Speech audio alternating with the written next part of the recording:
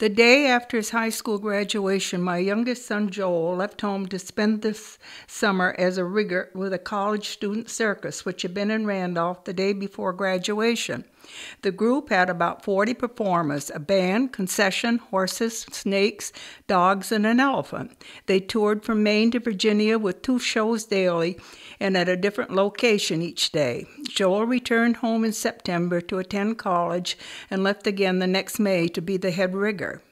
Mid-July of the second summer, they were in Greenfield, Massachusetts, where my daughter lives, so the family went down to see Joel and the circus.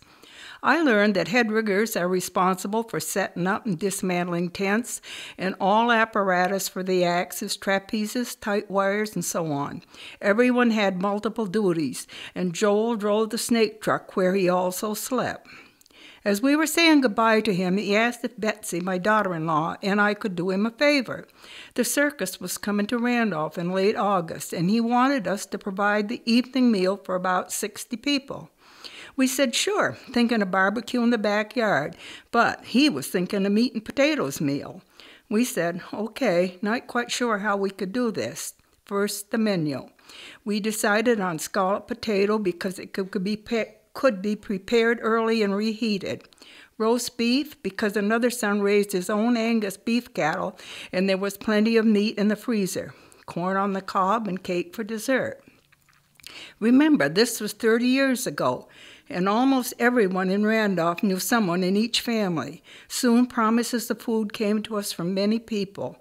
There was a bushel of corn from a local corn grower, milk, both chocolate and white from Sprague's Dairy, potatoes, casseroles, desserts, rolls, maple syrup, soda, and even a huge venison roast from the fish and game department.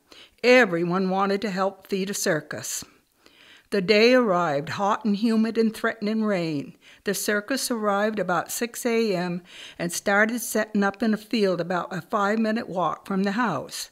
Mid-morning, Joel and some of his friends arrived to take showers. They kept coming, and the hot water and towels soon became a problem. Towels were thrown into the dryer without washing, and hot showers soon became cool showers. Telephone calls to the neighbors for help, and the young people were sent around the neighborhood and were greeted with hot showers and offers of food. It was a first for many of them to be welcomed by strangers into their homes.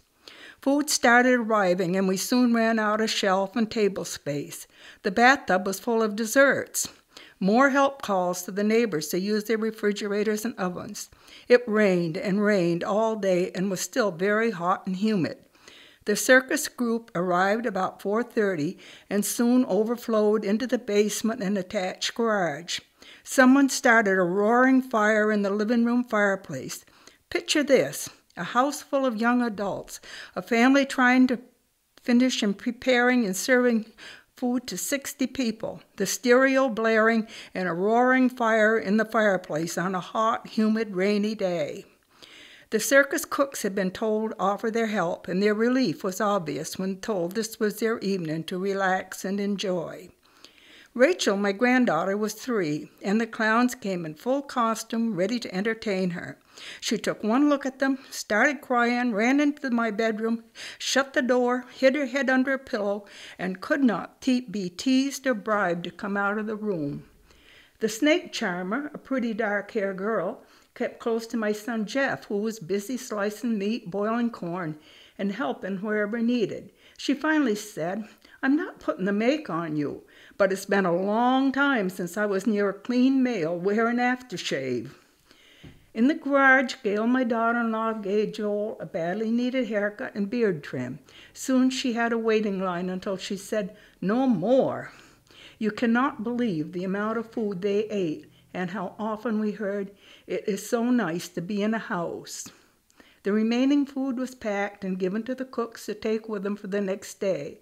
Everyone was still sitting around, and the manager finally said, "We have to go. We are going to be late starting the show." There were passes to the show for all the neighborhood children. After the show, tents were taken down, trucks loaded, and they left for St. Johnsbury. 2 years later, one evening, a young man was at the door with the largest backpack that I had ever seen. He explained he had been with the circus and was now hitchhiking across the United States. He saw the Randolph exit sign and was let off at the local bar, where someone gave him a ride to the house after asking if anyone knew the Joel who was in the circus. He thanked me again for the great food and the relaxing, friendly atmosphere of being in a house. A couple phone calls were made, and he was on his way to meet Joel, who was living in Chester and attending New Hampshire Tech.